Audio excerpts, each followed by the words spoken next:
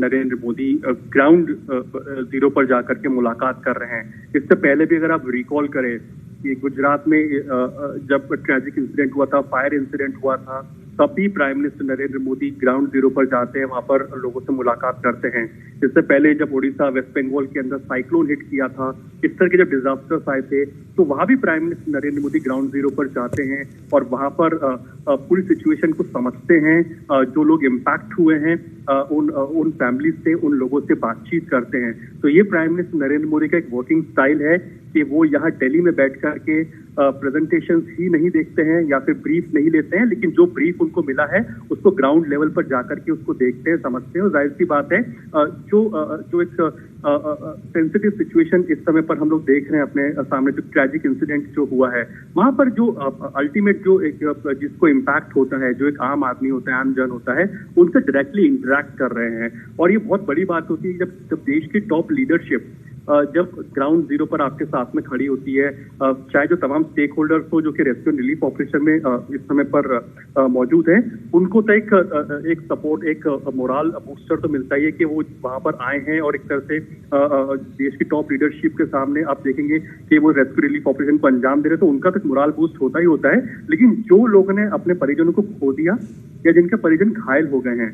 उन लोग को काफी संबल प्रदान होता है, बहुत सपोर्ट मिलता है। एक इमोशनल सपोर्ट बहुत मायने रखती है ऐसे समय में, क्योंकि हम जानते हैं कि ये वो समय होता है जिन लोगों ने अपने करीबियों को खो दिया इस इंसिडेंट के अंदर। वहां पर अगर देश की टॉप लीडरशिप आपसे आके मिल रही है, आपसे बातचीत कर रही है, कि इमोशनल सपोर्ट आपको देने की कोशिश कर रही है, तो ये एक बड़ी बात होती है, बड़ा जेस्चर होता है। फाइनेंशियल ठीक है अरुण, आपको रोकना चाहूंगा। अब बता दें अपने दर्शकों को कि बालासोर के अस्पताल में रेल दुर्घटना में घायल हुए लोगों से प्रधानमंत्री मोदी ने मुलाकात की, जिसकी तस्वीरें आपके सामने हैं, और उनका हालचाल जाना। वहीं घायलों से मुलाकात के बाद प्रधानमंत्री मोदी ने क्या कुछ कहा, आइए देखते हैं। कल शाम को एक भयंकर हादसा हुआ। असह्य वेदना मैं अनुभव कर रहा हूं और अनेक राज्यों के नागरिक इस यात्रा में कुछ न कुछ उन्होंने गंवाया है। जिन लोगों ने अपना जीवन खोया है, ये बहुत बड़ा दर्दनाक और वेदना से भी परे मन को विचलित करने वाला।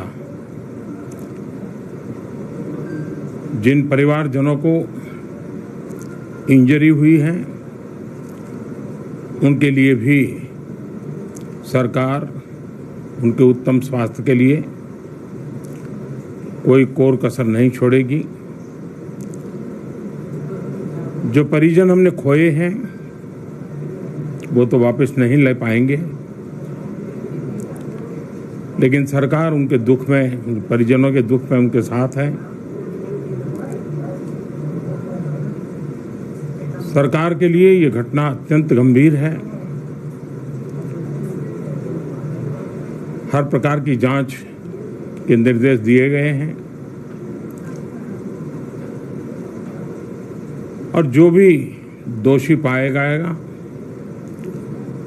उसको सख्त से सख्त सजा हो, उसे बख्शा नहीं जाएगा। मैं उड़ीसा सरकार का भी, यहाँ के प्रशासन के सभी अधिकारियों का, जिन्होंने जिस तरह से इस परिस्थिति में अपने पास जो भी संसाधन थे लोगों की मदद करने का प्रयास किया, मैं यहाँ के नागरिकों का भी हृदय से अभिनंदन करता हूँ, क्योंकि उन्होंने इस संकट की घड़ी में, चाहे ब्लड डोनेशन का काम हो, चाहे रेस्क्यू ऑपरेशन में मदद की बात हो, जो भी उनसे बन पड़ता था करने का प्रयास किया है। खास करके इस क्षेत्र के युवकों ने रात भर मेहनत की है। मैं इस क्षेत्र के नागरिकों का भी आदरपूर्वक नमन करता हूं कि उनके सहयोग के कारण ऑपरेशन को तेज गति से आगे बढ़ा पाए।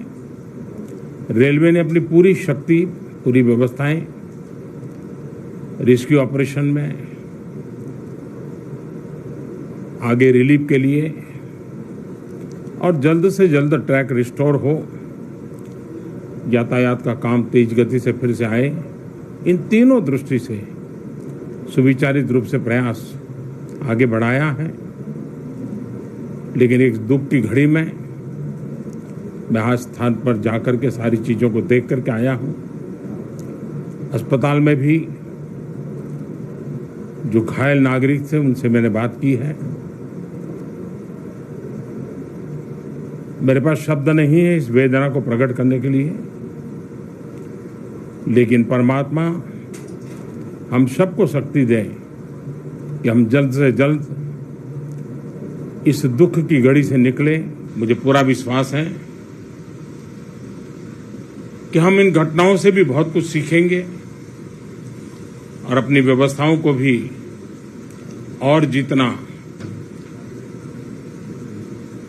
नागरिकों की रक्षा को प्राथमिकता देते हुए आगे बढ़ाएंगे।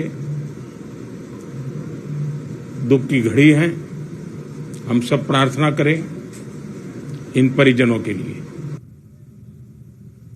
तो प्रधानमंत्री नरेंद्र मोदी को आप सुन